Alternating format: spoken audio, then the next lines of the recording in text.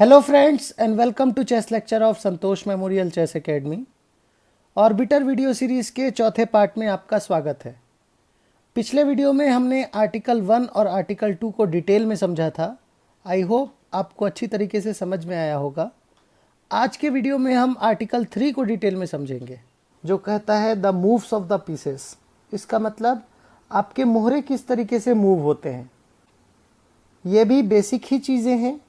मैं आपसे उम्मीद करता हूँ आपको पता होगा। बिशप हमेशा डायगोनल चलता है। जिस स्क्वायर का बिशप है वो उसी स्क्वायर के डायगोनल्स में खेलेगा। रुक हमेशा फाइल और रैंक चलता है, आगे और पीछे दोनों तरफ जा सकता है, जैसा कि आप अभी अपने स्क्रीन पर देख सकते हैं। क्वीन रुक और बिशप का दोनों का कॉम्बिनेशन के हिसाब से चलता है। इस पोजीशन पर वो फाइल, रैंक, आगे पीछे और डायगोनल्स पर भी खेल सकता है और कुछ इसी वजह से ये एक पावरफुल पीस माना जाता है चेस बोर्ड का। एक स्पेशल मूव आती है एक स्पेशल पीस की, जो है नाइट। नाइट हमेशा एल शेप्ड स्क्वायर पर चलता है। 2 घर, उसके बाद में एक घर लेफ्ट या राइट, आगे पीछे सब जगह चल सकता है ये। जैसा कि आप इस पोजीशन पर देख सकते हैं, घोड़ा सेंटर स्क्वायर पर है और वो अराउंड 8 स्क्वायर्स को कवर कर रहा है और कुछ इसी तरीके से घोड़े अपने मोहरे चाल चलते हैं। Ultimately the boss of the game king. King को आप इस तरीके से समझिए कि ये एक वजीर के जैसी ताकत रखता है, बट ऑब्वियसली वजीर के जैसे वो लंबे लंबे डायगोनल्स में नहीं खेल सकता, लंबे लंबे फाइल्स में नहीं खेल सकता। वो एक बार में सिर्फ एक घर चल सकता है। कुछ इसी वजह से ये गेम बहुत एक्साइटिंग बन जाता है आपके लिए। और अल्टीमेटली जो हमारे इस बोर्ड के सबसे इम्पोर्टेंट पीस माने जाते हैं वो है पॉन्स। पॉन्स हमेशा अपने इनिशियल पोजीशन में जब रहते हैं तो या वो एक घर चल सकते हैं या 2 घर चल सकते हैं, बट अपने इनिशियल स्क्वायर से आगे बढ़ने के बाद में वो हमेशा एक घर चलेंगे। और सबसे मज़े की बात, ये आपके बोली गई बातों के जैसे हैं। एक बार जो वो आगे बढ़ गए वो कभी दोबारा वापस नहीं आ सकते। और एक और इंटरेस्टिंग चीज़ ये है कि ऑब्वियसली पैदल फाइल में नहीं मार सकते, इन्हें मारते समय पर डायगोनल में मारना पड़ेगा, वो भी एक बार में सिर्फ एक जगह पर। सो देख सकते हैं इस पोजीशन पर पॉन F5 पे रखा हुआ है। पॉन्स को वो सिर्फ E6 और G6 स्क्वायर पर मार सकते हैं। F6 में अगर कोई पॉन होगा तो वो उससे आगे पुश नहीं कर पाएंगे और यही एक ड्रॉबैक है पॉन का, कि वो कभी पीछे नहीं जा सकते और मारते समय पर उन्हें डायगोनल ही मारना पड़ेगा। इस ड्रॉबैक के बदले पॉन को एक स्पेशल पावर मिला होता है कि आप पॉन को अपनी तरफ से जब 8th रैंक में पहुंचाते हैं तो उसे आप किसी भी नए पीस पे प्रमोट कर सकते हैं। कुछ इसी वजह से इसे बोला जाता है पॉन प्रमोशन। पॉन प्रमोशन की खासियत ये है कि आप एक पॉन को प्रमोट कर सकते हैं किसी भी पीस में, अदर देन वो कभी पॉन नहीं रह सकता या वो कभी किंग नहीं बन सकता। तो पॉन को आप या तो क्वीन, रुक, नाइट या बिशप बना सकते हैं, बट आपके लिए पॉन और किंग बनाना पॉसिबल नहीं है। आई थिंक मैंने आपको समराइज कर दिया एक जिस्ट के साथ में कि एक चेस बोर्ड किस तरीके से होता है, एक चेस बोर्ड में कितने स्क्वायर्स होते हैं, कितने पीसेस होते हैं और कैसे वो सारे पीसेस एक दूसरे के साथ में मिल के मूव करते हैं, और एक पॉन किस तरीके से एक इम्पॉर्टेंट रोल प्ले करता है आपके गेम में with the help of promotion. ये सारी चीज़ें आर्टिकल 1 से लेके आर्टिकल 3 में थी। ये तो हो गए सारे पीसेस के जनरल मूवमेंट्स। इसके अलावा पर 2 स्पेशल रूल्स हैं चेस में। पहला रूल है एन% कैप्चर। एन% कैप्चर एक्चुअली फ्रेंच वर्ड है, उसे प्रोनाउंस किया जाता है ऑपेसा। ऑपेसा बेसिकली पैदल के लिए यूज़ किया जाता है जब आपका पैदल अपनी तरफ से 5th रैंक पर हो, जैसा कि आप इस पोजीशन पर देख सकते हैं, और अपोनेंट अपने नेचुरल स्क्वायर के पैदल से, जो कि एडजेसेंट फाइल्स पे होगा, अपने घर से वो 2 घर की एक नेचुरल 2 स्क्वायर मूव खेलता है।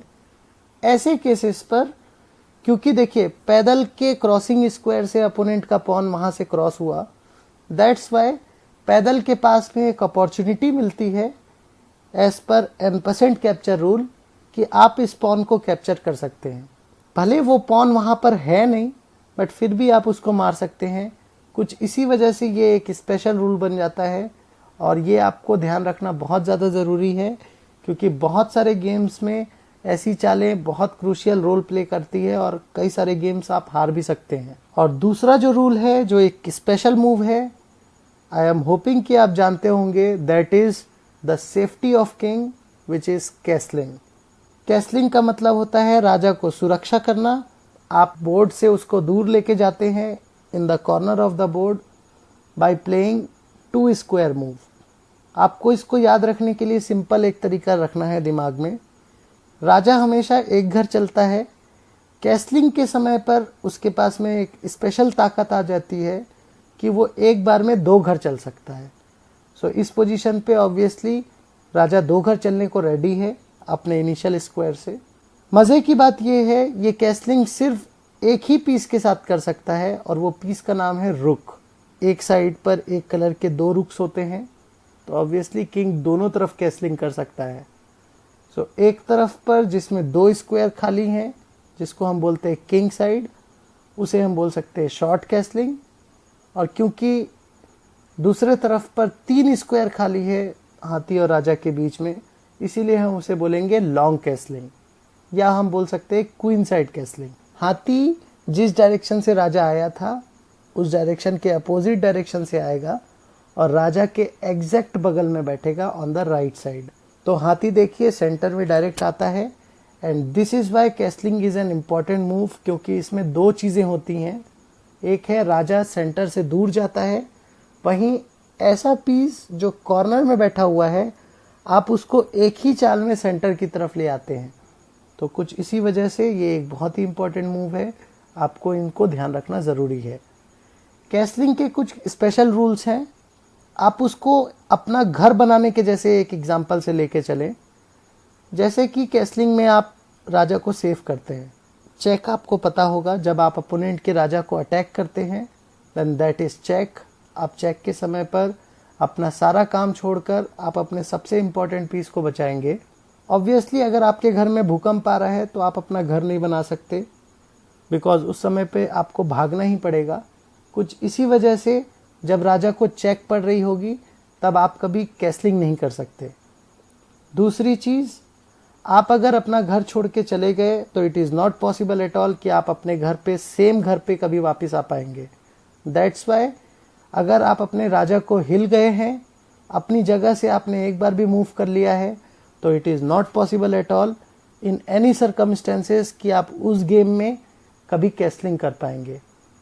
बट इस केस पे एक छोटा सा ट्विस्ट ये है, मान के चलिए आपका किंग साइड वाला रुक अगर हिल गया है, लेट्स कंसीडर ही प्लेड रुक h3, क्या आप क्वीन साइड कैसल कर पाएंगे?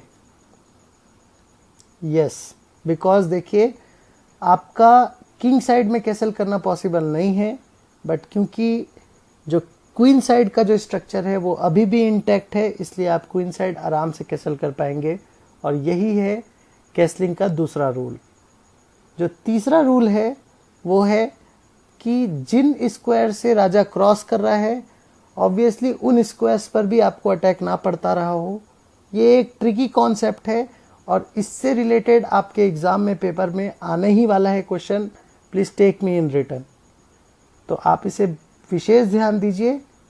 देखिए इस पोजीशन पर क्योंकि राजा, let's consider he wants to do castle on the queen side, अब बिशप d1 स्क्वायर को कंट्रोल कर रहा है, that's why he can not castle queen side, क्योंकि जिन स्क्वायर से राजा क्रॉस कर रहा है वो अपोनेंट के द्वारा अटैक किया जा रहा है, जैसे इस केस में बिशप d1 को अटैक कर रहा है। एक और केस लेते हैं, मान के चलिए बिशप f5 में रखते हैं हम, क्या अब आप कैसलिंग कर सकते हैं? आप सोच रहे होंगे नहीं, बिकॉज आप राजा को चल रहे हैं c1 में, बट जब आप हाथी जा रहे हैं तो हाथी को भी तो अटैक पड़ रहा है। देखिए b1 स्क्वायर पे अटैक पड़ रहा है, बट नहीं, ऐसा नहीं है, बिकॉज चेक हमेशा सिर्फ हम राजा को देते हैं। कुछ इसी वजह से अगर राजा के क्रॉसिंग स्क्वायर्स पर अटैक हो रहा है तभी आप उस कैसलिंग को नहीं कर सकते, अदरवाइज इन एनी सर्कमस्टेंसेस आपको हाथी के केसेस को कंसिडर नहीं करना है और इस पोजीशन पर आप कैसलिंग कर सकते हैं। आई रिपीट, इस तरीके के क्वेश्चंस आपको पेपर में 100% आने वाले हैं। कैसलिंग से रिलेटेड आपको एटलीस्ट 2 क्वेश्चन आएंगे, बिकॉज ये एक बहुत ही क्रूशियल कॉन्सेप्ट है। कैसलिंग करते समय पर आप प्लीज़ एक चीज़ ध्यान रखिए, कैसलिंग राजा की सुरक्षा के लिए होता है, इसलिए आपको राजा को पहले टच करना ज़रूरी है। हम अभी एक्ट ऑफ मूविंग पीसेस में नहीं आए हैं जो आर्टिकल 4 है, दैट्स वाई मैं अभी इस पे ज़्यादा जोर नहीं दूंगा। We will discuss when the time comes. हम आर्टिकल 4 के समय इसे डिस्कस करेंगे। बस आप एक चीज़ ध्यान रखें कि आपको राजा को पहले टच करना है बिफोर टचिंग रुक। तो ये हो गया हमारा कैसलिंग के इम्पॉर्टेंट रूल्स। ऑब्वियसली मैं आपसे ये एक्सपेक्ट कर रहा हूँ कि आपको ये समझ में आ रहा होगा कि कैसलिंग करते समय पर राजा और हाथी के बीच में कोई भी पीसेस नहीं होना चाहिए। ये एक सबसे बेसिक रूल है, तो मैंने सोचा कि इसे स्किप कर दूं, बट अभी याद आया तो सोचा कवर कर दूं। अगर आप इनके अलावा कोई ऐसी मूव चलते हैं, जैसे मान के चलिए अपने हाथी को आपने डायगनली खेल दिया, तो चेस के रूल में क्योंकि हमने आर्टिकल 1 से लेकर आर्टिकल 3 में अब आप ऑर्बिटर बन चुके हैं, तो आर्टिकल 3 तक के ऑर्बिटर हैं, तो आप अपना निर्णय देंगे कि ये पॉसिबल नहीं है। कुछ इसी वजह से ये एक इलीगल मूव है। इलीगल मूव अगेन, ऐसी चाल जो चेस के रूल्स अलाउ नहीं करते, तो ऑब्वियसली ये चाल इलीगल होगी। अपोनेंट को आप पनिश करेंगे। पनिशमेंट हम आगे के वीडियोस में देखेंगे। अगर मुझसे कुछ छूटा हो तो please feel free to let me know in case of any concerns. I would be happy to help. Thank you guys and have a nice day. हम आगे के वीडियोस में बाकी आर्टिकल्स कवर करेंगे। Please stay tuned. Thank you.